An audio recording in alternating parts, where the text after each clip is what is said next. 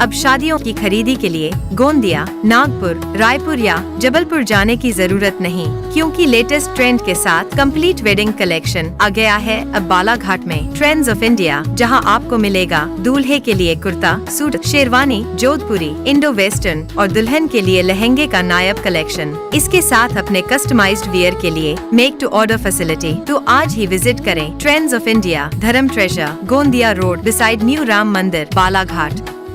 वाराणसी क्षेत्र का एक युवक जो बीते 7 वर्षों से निर्दोष होते हुए भी पाकिस्तान की जेल में बंद था, आखिरकार वह आजाद हो गया।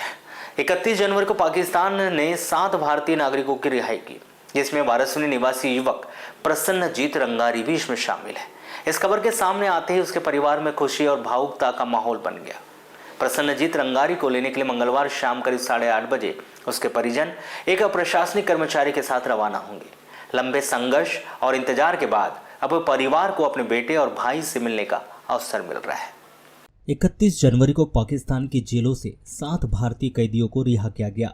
इनमें से 6 कैदी पंजाब राज्य के हैं, जबकि एक कैदी बालाघाट जिले का निवासी है। इस युवक का नाम प्रसन्नजीत रंगारी है, जो बीते 7 वर्षों से पाकिस्तान की जेल में सुनील अड्डे के नाम से बंद था और अब वहां अपने घर लौटने की प्रक्रिया में। वर्ष 2021 में प्रसन्नजीत के पाकिस्तान की जेल में बंद होने की पुष्टि होने के बाद से ही उसकी बहन संघमित्रा ने अपने भाई के रिहाई के और भारत वापसी के लिए लगातार वे प्रयास कर रही थी। उन्होंने प्रशासनिक दफ्तरों से लेकर जनप्रतिनिधियों तक कई बार गुहार लगाई, ज्ञापन सौंपे और हर संभव प्रयास भी किए। यह संघर्ष आसान नहीं था, लेकिन बहन का भरोसा और प्रयास अंततः रंग लाया। संघमित्रा ने यह भी बताया कि बीते कई वर्षों में कई बार वे अलग अलग सरकारी कार्यालयों के वे चक्कर काटती रही और नेताओं के दरवाजे खटखटाते रहे। बीते इस वर्ष उन्होंने अपने भाई के नाम एक भावुक पत्र भी लिखा था, जिसमें उसके सुरक्षित वापसी की कामना की थी। अब इतने वर्षों के बाद वह अपने भाई को अपनी मां से मिलवा सकेगी, यह उनके लिए सबसे बड़ी खुशी है। उन्हें इस बात का गहरा अफसोस भी है कि वह अपने पिता के जीवित रहते अपने भाई को भारत नहीं ला सकी। 1 फरवरी को दोपहर करीब 1 बजे उनके घर फोन की घंटी बजती है और उसके साथ ही परिवार में खुशियों का माहौल बन जाता है।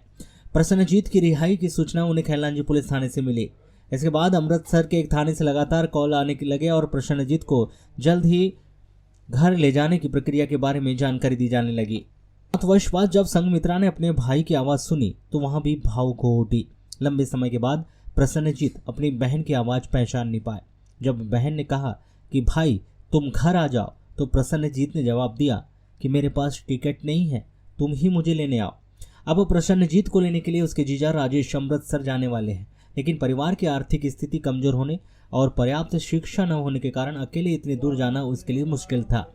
ऐसे में परिवार ने हर तरफ मदद की गुहार लगाई ताकि प्रसन्नजीत को कम से कम अमृतसर से सुरक्षित घर लाया जा सके। परिवार की इसी परेशानी को देखते हुए जिला प्रशासन और कलेक्टर बालाघाट आगे आए। प्रशासन के द्वारा एक प्रशासनिक कर्मचारी के साथ आर्थिक सहायता प्रदान की गई है ताकि प्रसन्नजीत की सुरक्षित वापसी सुनिश्चित की जा सके। वो 2019 में गए थे और हमें 21 दिसंबर 2021 को पता चला था और अभी उनकी रिहाई 21 जनवरी 2026 में हुई।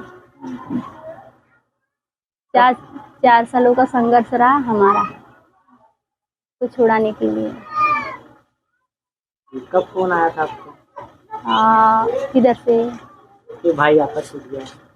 हमको कल फोन आया था रविवार को 1 बजे पुलिस चौकी खैरलांजी से कि आपका भाई रिहा हो चुका है और अमृतसर के थाने में है रखा, आपको लेने आना है।